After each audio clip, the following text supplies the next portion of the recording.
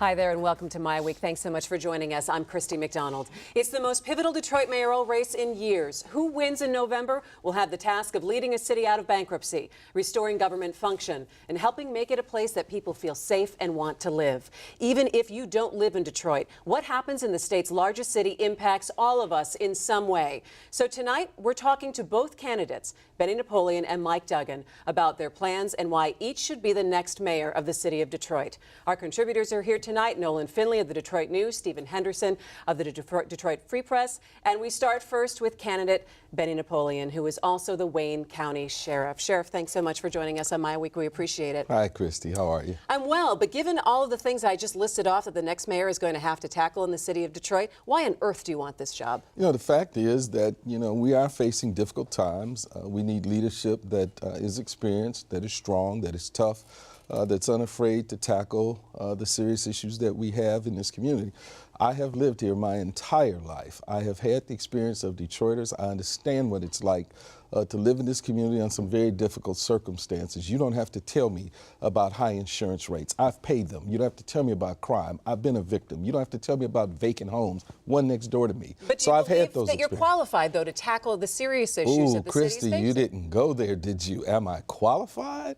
I'm an attorney. I've studied organizational behavior at Northwestern, finance at Wharton, and leadership at Harvard. What would suggest that I'm not qualified? I'm not suggesting you're not qualified, sir, but you're talking about just growing up and living in the city of Detroit first. No, and that's what I was asking, that just growing up and living there, is that saying that you're qualified? No, I mean, absolutely not. I have a law degree. I mean, I've done a lot of stuff, so to suggest that I'm not capable is really kind of... that's kind of demeaning. Well, let's stay with that then, Benny. Your current job is sheriff. Yes. And you have to be running in part on that record. Sure. You've had cost overruns or in your department. We talked about it before. You've not met your budget, I don't think once. A fantasy budget. Let me finish. Okay, that's fine. And plus, we've got now this jail project in Wayne County that had $60, $70 million in cost overruns because of change orders.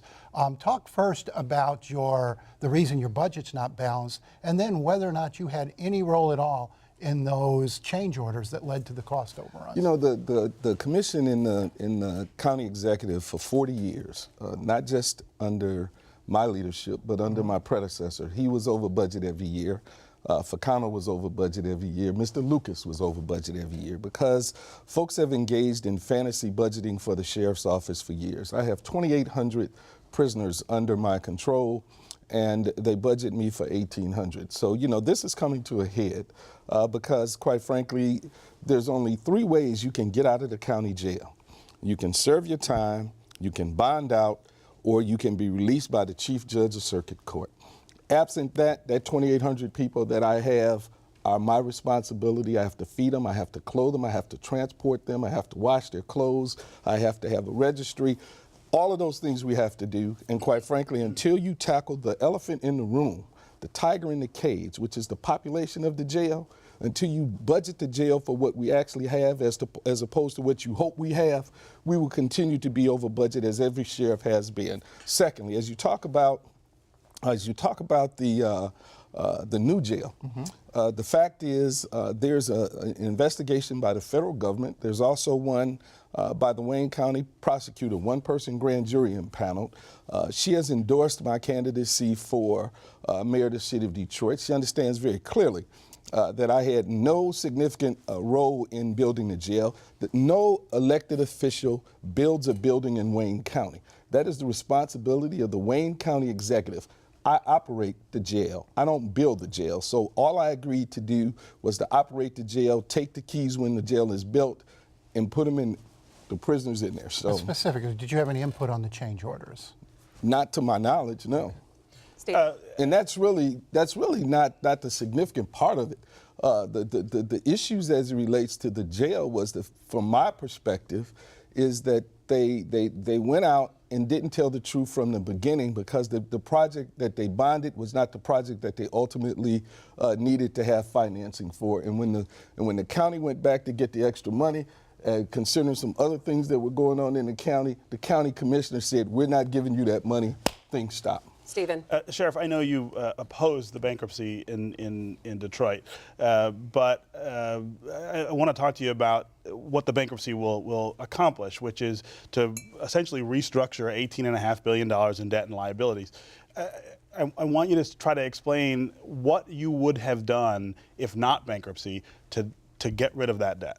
Well, first and foremost, I'm not certain that $18 billion is an accurate figure. First and foremost. Okay, so you disputing Kevin Orr's financial report? I disagree that anything related to the water board or water department should be a part of that figure. Okay. Because that part of it is debt that you have a dedicated revenue stream to pay. Sure. Unless the so that Detroit, gets you down to 12. Unless the Detroit, no, I think it's a little bit more than that. There's only $6 billion in the water department. That's his figure. I would probably dispute that. But anyway, so if you take away that, the biggest part of that debt is going to be obviously legacy costs related to police and fire retirees and general city workers retirees. So I think that you could have done something a little more creative, kind of what they did in New York. I mean, you remember when New York was going through the same issue? Nobody thought that it would have been a good idea to let New York go under. Why couldn't we do something creative like what they did in New York and hopefully save the city, save retirees' pensions? But here's what they did in New York. The state put a board of control over the city council and the mayor, and that's who made the financial decisions. Part of what you're opposing is that idea here, right? No. What I oppose is someone coming in who is an emergency manager who is functioning as a king. I don't think that you would want anyone to move into your community, make financial decisions long-term regarding your tax dollars, who has no roots in this community, who's making decisions that my daughter and my grandson would probably... But he's representing the governor, who's represented by, who's elected by the people of the state of Michigan. Stephen. The governor is not a king. That? You really think it's okay for the governor to impose his will and negate the will of the people of the city of Detroit? You're sitting here telling me you would be okay with that. What I'm saying is that the laws of the state of Michigan make the governor responsible for the finances of municipalities, which are creations of the state, not and I think that we have a court challenge that will determine whether or not the governor has the authority to do that. All right, so as that plays out, Sheriff, and let's look forward a little bit, that if you are elected mayor and come January, I know that you don't want to have an emergency manager in the city of Detroit, but if you were in that position where you do have to work with Kevin Orr, how will you go about doing that? If in fact Kevin Orr is determined to be here legally by the federal court, you can't work with Kevin Orr. Kevin Orr decides whether he wants to work with you. Let's call it like it is. So how difficult a position then would the mayor be in if that's you? Well, it's a difficult position for anybody. I mean, I could stand here and tell you that I'm going to come up with this great plan. I'm going to bring all these expert folks in and convince the governor that I have a great team in place that is going to turn this city around. But the fact is, unless the governor wants that to happen, unless Kevin Orr wants that to happen, it will not happen. I cannot believe that the governor would say, I've brought this person in, I've given him a task, and just because you're now elected mayor, I'm going to just scratch this person away, unless I was conspiring with him like my opponent was. I mean, he said yesterday that he got offered the job 2 years ago. Well, that's interesting, because the governor had only been elected, had only taken office that year. The governor took office in 2011 and wasn't even through his first year when my opponent says he got offered the job as emergency manager. I think that's inconsistent with what some folks have said under oath, and it's going to be interesting to see how that plays out. Benny, bankruptcy court. Listening to the first two forums you've had with your opponent, you agree on an awful lot of things, but one thing that you seem to have starkly different positions on is what to do with the city assets. Your opponent says he wouldn't sell anything, wouldn't sell the DIAR. You said if it meant bolstering the police department, keeping pensions intact, you would sell that art. Would you sell the city's assets to deal with this situation, this debt? I think that, first of all, no assets should be on the table. But if you're going to put the water department, if you're going to put Belle Isle, if you're going to put our parks on the table, why should we not put Picasso on the table? I don't think any of it should be there. But there should be no sacred cows, because the citizens of this, especially if the decision is going to be made by someone who is not a Detroiter, who has no vested interest, has no root or fruit in the city of Detroit like Kevin Orr, why should he be able to make that decision for the citizens of this community? I don't want the art sold, because art is important. I realize that communities are judged by all of the amenities that they have, and having a world-class art institute is very important to the growth of this community.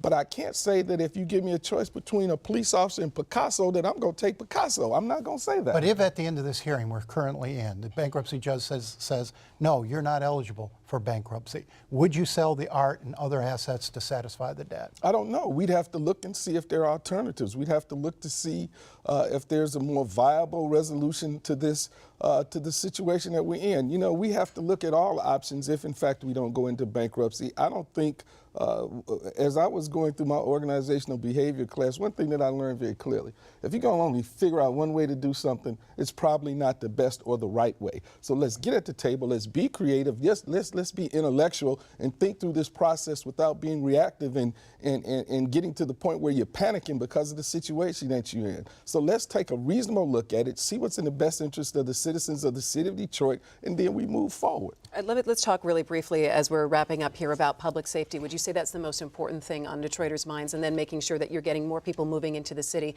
by ensuring that there's safety when they're in the city? The number one issue in this community is public safety. We've gone from 1.8 million people down to 700,000. If you did an exit interview of Detroiters who have left and stayed in the region, overwhelmingly they'll tell you they did it for a few issues: crime, the school system, taxes, and insurance. Until you fix that, you don't fix the city. And do you have any major plans that once you become mayor that you would roll out? Absolutely. I've announced my 1 square mile initiative that will put a police officer in every square mile of the city to focus on those quality of life issues that are destroying our neighborhoods. In fact, it was interesting to see that the new chief, I guess we can still call him new, has come out with his one sector issue, 1 police officer per sector. It's just a different terminology of what I've already proposed. He's obviously had a chance to look at it, and he knows it's going to work. Well, Sheriff Benny Napoleon, we wish you the best in these last couple of weeks of campaigning, and we appreciate that you joined us here on MiWeek. Oh, it's tough, but I'm glad to be here, Chris. That's why we Thank you, asked you sir. to Good to have you. Hey, Stephen, always a pleasure, man.